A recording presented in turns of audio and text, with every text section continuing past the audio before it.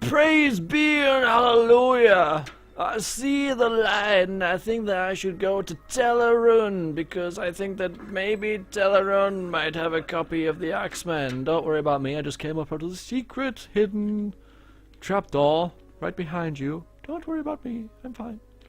How do I get out? I have to go north. Telerun is where I must go. And speak with the trader, whose name I have forgotten. I was too stupid to write them down. But there can't be that many traders in Telerun. I would never have... What? Well, I don't really have... How do I do this? Oh. Recharge them. Thanks. No. That was better than nothing, I suppose. I'll have to use my hover spell, which I suppose is good because it increases my alteration skill, which is one of the few skills I didn't increase while in the library. But what was I saying? Yes, what was I saying? It's gone. Completely disappeared. No, I would never have found the book because they're in such obscure locations. Like Telerun is the most. Telerun, like way over here, like where we've just been to get the slave. There is the most unobscure place. Otherwise, it's just random dungeons and stuff. And there's 4 copies in the entire game, and none of them is at a bookstore. So I had to do that, and I need to the boat. We should at least recharge the recharge the charge, I suppose, on my pants, on my stained pants that I'm wearing. Ew, icky, ew.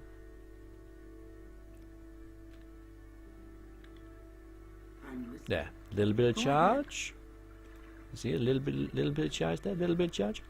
Recharges over time. So if we spend half a year on a boat, which is what we're going to do, because then we have to go to Subject War. I suppose I could levitate there. Well, no, I can't because that's what I'm charging with my pants. So I'm just going to take the long route via the boats and go to where till tomorrow? Yeah. I say it's a long route, but it's actually quicker, like in real time. Like in game time, my character's now spending like half a week on a boat. There we go. Alright, now I've got to find a trader. One of these traders, I don't know whether they sell it or whether they have it in their place. Oh, that's pretty. Lovely. Anyway. Oh yes, pathfinding place.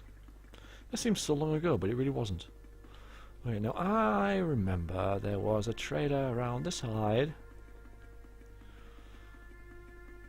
I want to... what's the word? A refund! Wait a minute. That's it. I want a refund for that slave because she died almost instantly after entering my house, which had nothing to do with me whatsoever.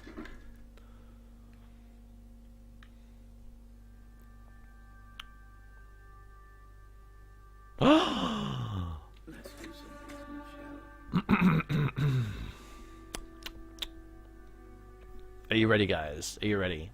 Oh, if you like this sort of thing, by the way, a user called Lita something, can't remember.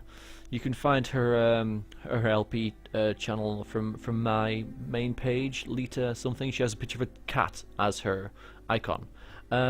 She does stealth-based games, but she also started reading books, and English is her second language, and she reads way better than I'm going to. So you should, you know, if you like being read to, then yeah, check her channel out. How long is this? Oh my God! Oh, Christ! Forgive any mistakes, and there will be many.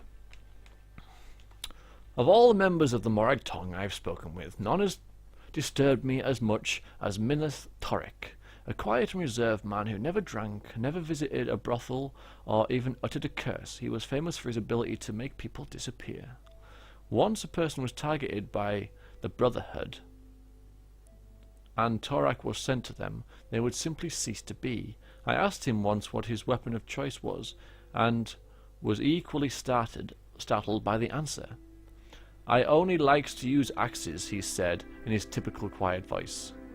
The image of this silent, dour fellow attacking someone with a weapon as inherently bloody and violent as an axe, yeah, that's why they're so cool, so frightened and intrigued me that I questioned him about it further. It is an inherently dangerous activity, for assassins are not typically keen to give out their stories. Tarek did not mind the questions, though it took some time to get the full story out of him, as naturally shy and reserved as he was. I could do with a beer, some sort of drink. Wet my whistle. Hang on. Story time, everyone. Story time. No, that wasn't beer. It seemed that Tarek had been orphaned as a very young age and sent to live with his uncle, a sultrice plantation owner in Sheergorad in northern Vardenfell. I know where it is. The man promised to show his nephew the business and eventually make him a partner when he was old enough. In the meantime, the boy was put to work in his uncle's house as his uncle's house servant. It was a grueling life, as the old man was very particular about how things should be done. The boy was first required to give all the floors of the house a thorough scouring. God. From the attic to the cellar. Whenever the floor was not clean to the uncle's satisfaction, which was frequent, Tarek was thrashed and forced to begin again. It's harsh.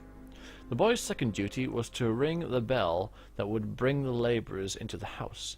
This was done at least 4 times a day, once for each meal, and if his uncle had any news or additional instructions for the labourers, which he frequently did, the bell might need to be sounded a dozen times or more.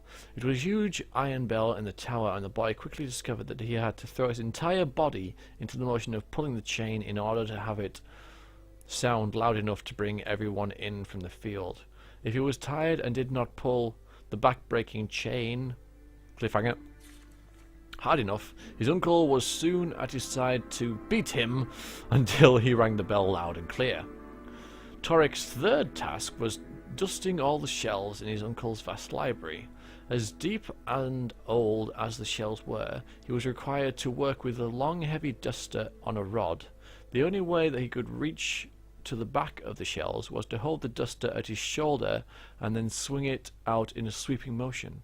Again, if his uncle saw any dust left over or felt that the boy was not working as hard as he ought to, the punishment was swift and severe. After several years, Minas Tirith grew into a young man, but his job responsibilities were not increased. His uncle promised to teach him the business once Tirith had demonstrated his mastery at the servile assignments. Divorced from any knowledge of any work other than his own, Tarek never knew how badly in debt his uncle was or how poorly the farm's yield was. In his 18th year, Tarek was called into the cellar by his uncle. He thought that he had not done a good enough job scouring the floor down there and was frightened of the beating to come. What he found, however, was his uncle packing his things into crates. "I'm leaving Morrowind," he explained. "The business has gone sour, and I thought I'd try my luck running a caravan in Skyrim. Maybe we'll see him there. I understand there's good money to be made, trading fake Duma artifacts to the Nords and Cyrodiils. I wish I could take you with me, my lad, but there won't be much need for scouring, bell-pulling, and dusting where I'm going." "But uncle," said Turek, "I can't read. I knows nothing of the business you promised to teach me. How will I do's on my own?" "I'm certain you can find a job in some domestic capacity," shrugged the uncle. "I've done my best with you." Tarek had never stood up to his uncle before, and felt no anger, only a sort of coldness that gripped his heart. Among his uncle's possessions being packed away was an old heavy iron axe, allegedly of Duma manufacture. He picked it up in his hands and was surprised to find that it was not much heavier than his dusting rod. In fact, it felt very comfortable as he pulled it over his shoulder and swung it out as he had done so many times before. In this instance, however, he swung it right into his uncle's right arm. The old man screamed with pain and rage, but for some reason Torak didn't feel frightened anymore. He propped the axe against his other shoulder and swung it out again. It cut a swathe across the old man's chest and he fell to the floor. Turek hesitated before lifting the axe above his head. It was another natural position for him, like he was ringing the bell, Over and over again he swung down as if he was calling the labourers in from the field, except that this time there was no sound except a wet thump, as no labourers came in from the field. Of course his uncle had sent them away hours before. After a time there was nothing left of his uncle that couldn't be washed down the cellar drain. The process of cleaning it up became easy to Turek as well. Blood scrubbed out much quicker than the usual grime and sultrice flour that littered the cellar floor. It was well known that Turek's uncle was planning to leave Morrowind, so his disappearance provoked no suspicion. The house and all the belongings were sold to the debt collectors, but Turek took the axe. It seemed that his uncle had given him some worthwhile business skills after all. Yeah. Well, there you go. Alright, guys, I think we're gonna... Note from someone over there. I'm gonna touch. No, I'm not gonna touch, because that's it. No, not rest. Leave. No. God, my keys are all... Leave. Alright, guys, well... I'm gonna leave you on that note for 2 weeks. 2 weeks, you're just gonna have to cope without me and Morrowind, but don't worry, I'll be back sometime. Actually, isn't it 3 weeks? Because New Year. No, I'll put one up at New Year's, I'm sure. I might be slightly hungover, but I'll do it. So, 2 weeks' time, I shall see you. Until then, have a great Christmas, and yeah, have fun. Toodaloo.